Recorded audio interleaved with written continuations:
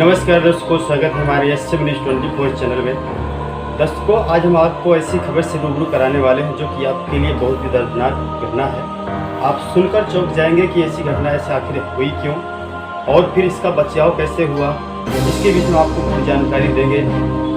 अभी एक जो संदेश में मिला हुआ है, कल की ये बात है, जो कि संत रामपाल जी महाराज की एक शिष्या है। वो संत रामपाल जी महाराज से जुड़ी हुई थी और इसके पहले जुड़ करके उन्होंने भक्ति छोड़ रखे थे। तो उन्हें कल एक ऐसी घटना घटी जिससे कि वो अपने मुख से बयां करके आश्रम गई हैं और वो बयां करके बता रही हैं कि मेरे साथ ऐसी घटना घटी। बता रही हैं कि उनके कुछ जो प्रतीक या यम के दूत होते हैं उनको लेने के लिए आए और उन्होंने काफ़ी जोर शोर से अपना बाहुबल दिखाए ले जाने के लिए। लेकिन उनके एक लड़के हैं जिनका नाम राजा राम बताया जा रहा है, वो रामपाल जी महाराज के साथ वो जुड़े हुए हैं। वो पहले से माता पिता से जुड़े हुए थे, तो उन्होंने बार बार प्रणाम करवाया, इससे काफ़ी बचाव हुआ। और इस डर से जाके संत रामपाल जी महाराज के स्थान पर जाके घूमने का आग्रह किया। वहाँ पे फिर जहाँ पे नामदन सेंटर या आश्रम है वहाँ पे जाकर के पुलिस से जुड़ी और उन्हें अपनी सारी जो दास्तान रही, जो बयान रहा, उन्होंने आश्रम में जो सेवादार है उनके माध्यम से सारी बातें बताई। और ये सारे समाज के लिए एक संदेश है कि वास्तव में जो मृत्यु है ये मृत्यु होनी निश्चित है और सबके लिए ये निश्चित है, मृत्यु ही सच है। इसलिए हमें परमात्मा की भक्ति करने से हमें बहुत सारे लाभ हो सकते हैं, मौत भी टल सकती है। जो हमारे कहते हैं कि सतगुरु शरण में आए के आए चले बला, जो पुस्तक में सूली हो वो कांटे में चल जाए। तो जो हमारी मौत भी होगी वो परमात्मा की दया से, वो पूर्ण परमात्मा की कृपा से वो बल जो घटना है वो भी टल जाती है। और जो पूर्ण संत होता है, बात तो वही से बनती है कि जो पूर्ण संत है उसकी शरण में जाने से ये बात संभव हो सकती है। तो ऐसी ये घटना है, आइए सुनाते हैं। वो माताजी जिनके साथ ये घटना घटित हुई है और उनके बच्चे जो हैं वो आश्रम लेके पहुँचे हैं, ये सारी दास्तान बताई जा रही है। तो आइए सुनते हैं उनके मुझसे क्या उनके साथ घटना घटी है।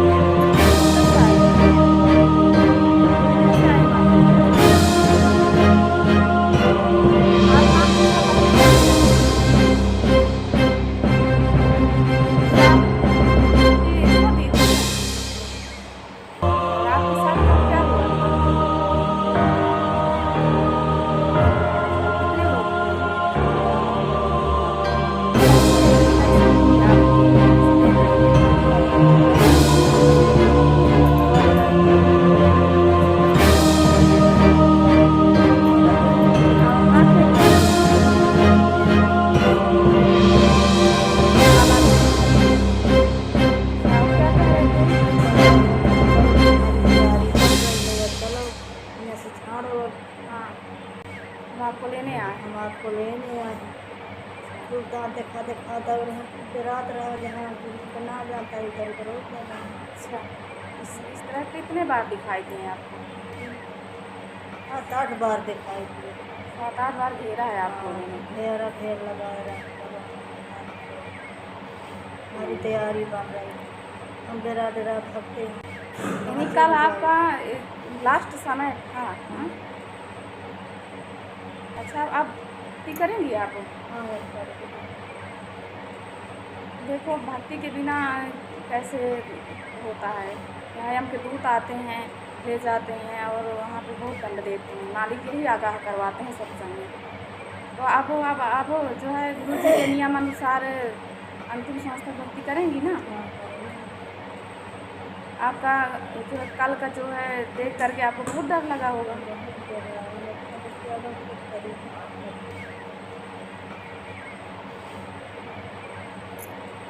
एकदम सब आ जाने के लागे निकल गया। कभी आपके सब दिया काम करवा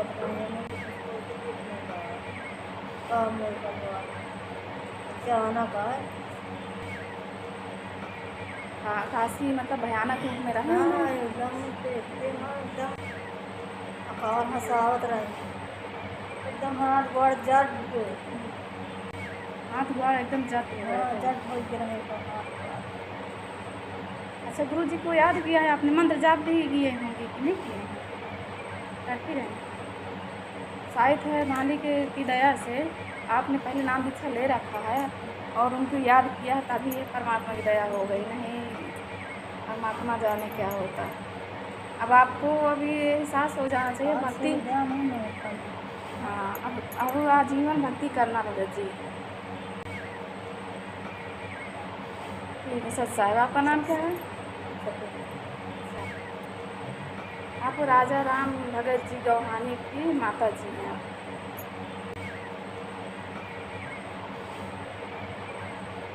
ठीक है तो साहब, सभी भक्तों से प्रार्थना है, देखो ये माता जी राजा राम भगत जी गौहानी के जो हैं उनके माता जी हैं, इनको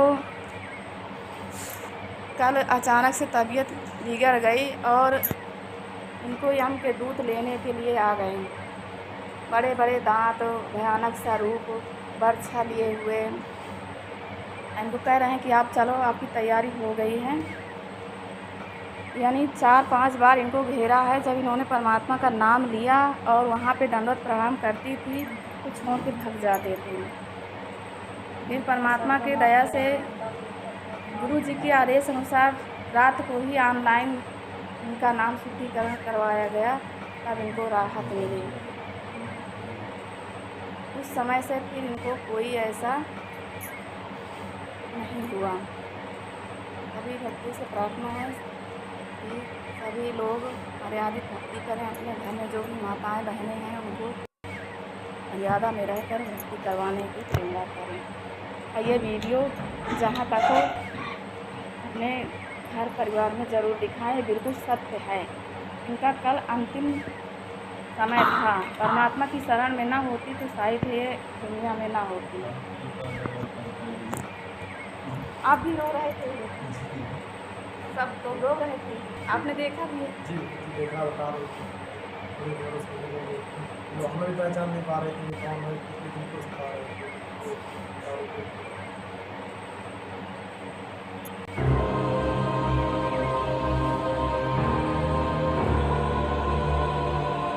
तो ये आपने सुना उनके मुख से कि उनके साथ कल क्या क्या घटना हुई है। और वो आइए सुनाते हैं कि संत रामपाल जी महाराज इस बात की गारंटी लेते हैं कि उनकी शरण में जाने से, पूर्ण परमात्मा की भक्ति करने से काल तो क्या, काल का पाप भी यदि आ जाए तो वो भी पर मतलब उस आत्मा को कुछ भी नुकसान नहीं पहुंचा सकता है। तो वो जो संत रामपाल जी महाराज हैं वो ऐसे मंत्र देते हैं, ऐसे पावरफुल मंत्र देते हैं जिससे उन मंत्रों के द्वारा किसी भी नकारात्मक शक्ति का प्रभाव उन आत्माओं पर नहीं होता। तो आइए संत रामपाल जी महाराज के मुखारबिंद से सुनते हैं कि आखिर वो भक्ति विधि क्या है जिससे ऐसा संभव हो सकता है।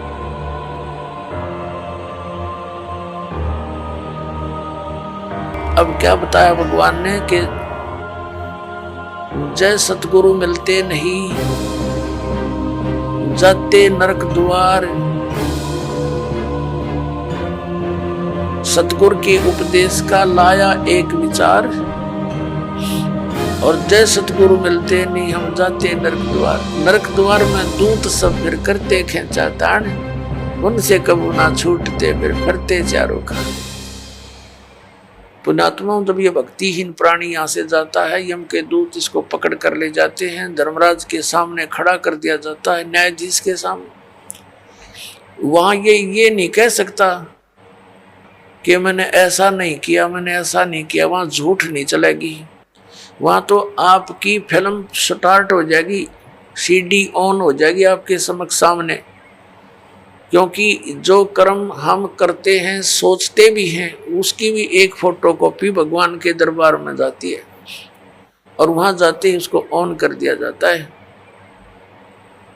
अब जैसे आप जी भक्तों को, भाई बहनों को कहते हो, रिश्तेदारों को या कोई मित्र पड़ोस पड़ोस में मिल जाते हैं, उनको भी समझाते हो भक्ति कर लो, परमात्मा का नाम ले लो। तो अब तो उनके पास समय नहीं है, क्योंकि उनको ज्ञान नहीं है। फिर वो जब वहां दरबार में खड़ा होगा तो ये एक पली लगाता है भगवान के आगे, एक बहाना खोजता है कि परमात्मा मुझे पता नहीं चला, हमने तो इतना ज्ञान हुआ था, अपना काम करो, बच्चों का पालन पोषण करो। तो उसमें परमात्मा वो सीडी चला देगा, कोई भक्त उससे कह रहा होगा कि चलो चलेंगे सत्संग में, और वो बकवाद कर रहा होगा, मना कर रहा होगा, सौ बहाने मिला रहा होगा। फिर परमात्मा कहेगा, देख इस भक्त ने, इस बहन ने, इस बेटी ने तेरे से क्या कहा था, और तू झूठ बोलता है कि मेरे को पता नहीं चला। तब ये क्या कहता है, भगवान गलती होगी, क्षमा कर दो। परमात्मा कहता भाई ये गलती का मानने का कोई फायदा को नहीं है, अब तो नरक में जाना ही पड़ेगा। और फिर कभी तुझे मानव शरीर मिले तो फिर ट्राई करना। तो पुण्यात्माओं, ये धर्मराज के दरबार में जो प्राणी जाता है उसके बाद इसको नरक में डाला जाता है, और वहाँ तो लाखों की संख्या में, हजारों की संख्या में पशुओं की तरह चारों तरफ से यम के दूत, जो समझ लो हाथों में भाले, क्योंकि वो शरीर ऐसा है उसमें पीड़ा घनी होती है और उसमें मरता नहीं प्राणी, पीड़ा ज्यादा होती है, तो उसमें सीधे भाले ठोके, आंखों में मारेंगे ना सीधे, और ऐसे जैसा भी हाथ में आओ उतना लठ मारते हैं और उनको जबरदस्ती नरक में ठोक देते हैं, धक्के मार मार के वो उल्टे बाजे उनके लठ मारे, और जैसे पशु को फाटक में रोकते हैं ऐसा ठोक दिया जाता है। तो यहाँ क्या बताते पुण्यात्मा, हम भक्ति से घने दूर हो गए, अध्यात्म ज्ञान आसपास भी नहीं रहा, हमें डर नहीं रहा इन बातों का। इन बातों को हम ऊट पटांग से मानते हैं, इन अज्ञानियों के ज्ञानों के को सुन के अज्ञान को, कि भगवान कहीं नरक कहीं नहीं है, यही स्वर्ग है, यही नरक है। अरे इतने बड़े बड़े ग्रंथ लिखे हैं, महापुरुषों ने आंखों देख कर बताए हैं, उनको हम अपनी सोच से झूठा कैसे कर देंगे, करेंगे तो करे रहेंगे, लेकिन सच्चाई हमारे कहने से मिट नहीं सकती। तो परमात्मा बताते हैं कि नरक द्वार में जब नरक में ठोके जाओगे, दूत सब और करते खेचा ताण, दे डंडा दे लठे और अंदर ठोक देते हैं। नरक द्वार में दूत सब करते खेचा ताण और उनसे कभी ना छूटता, फिर फिरता चारों खान, वहां नरक में दुख उठा करके फिर इन चार खानियों में 84 लाख प्रकार के इन पशु पक्षियों और सब जीवों की, ये प्राणियों के जो शरीरों में कष्ट उठाना पड़ता है। अब परमात्मा बताते हैं, नरक द्वार में दूत सब करते खेचा ताण, उनसे कबू ना छूटता, फिर फिरता चारों खान, चार खानी में भरमता और कबू ना लगता पार, सो फेरा सब मिट गया मेरे सतगुरु के उपकार। अब सतगुरु के उपकार, जैसे गरीबदास जी ने कहा है कि जो जा सतगुरु की मैं बलिहारी, जो जमन मरण मिटाही, जो जन्म और मृत्यु के इस दीर्घ रोग का नाश कर दे, कहते मैं उस सतगुरु पर बलिहारी हूँ। तो जन्म मरण का रोग का नाश कबीर परमेश्वर ही कर सकता है, और कबीर परमेश्वर जिस भी अपनी आत्मा को, दास को यहाँ भेजता है अपना सामर्थ्य देकर, तो यह उसके द्वारा परमात्मा ही करवाता है। अन्य ना तो किसी भगवान की भक्ति से ये जन्म मरण का रोग नाश हो सकता। यदि हम श्री राम, श्री कृष्ण अर्थात विष्णु जी, इनकी पूजा करके चाहें कि हमारा जन्म मरण का रोग कटे, ये नाशवान इनकी जन्म मृत्यु स्वयं होती है। ऐसे ही शंकर जी की जन्म मृत्यु होती है, ब्रह्मा जी की जन्म मृत्यु होती है। इनका पिता है सरपुरुष, जिसको काल रूपी ब्रह्म भी कहते हैं, जो गीता बोल रहा है श्री कृष्ण जी में प्रवेश करके, वो स्वयं स्वीकारता है। गीता जी अध्याय नंबर 4 के श्लोक नंबर 5 और 9 में, अध्याय नंबर 2 के श्लोक नंबर 12 में, गीता जी अध्याय नंबर 10 के श्लोक नंबर 2 में ये कहता, अर्जुन तेरे मेरे बहुत जन्म हो चुके हैं, तू नहीं जानता मैं जानता हूँ। तो इससे सिद्ध है कि इस ब्रह्म की पूजा करने वाला भी जन्म मरण के रोग से नहीं बच सकता, और ब्रह्म की साधना ब्रह्म पुजारी गुरु से ही लेनी पड़ती है। उस गुरु की शरण में जाने से भी जन्म मृत्यु का रोग नहीं कट सकता, और जब तक जन्म मृत्यु का रोग नहीं कटेगा हम शांत। तो दर्शकों, आपने सुना संत रामपाल जी महाराज के विचार। हम आपसे एक प्रार्थना करेंगे कि आप जरूर साहस संत रामपाल जी महाराज के संग जुटिए, सद्भक्ति करके मुक्ति प्राप्त करें, जिससे ये मानव शरीर पाने का हमारा मूल उद्देश्य है। नमस्कार, जय हिंद, जय भारत।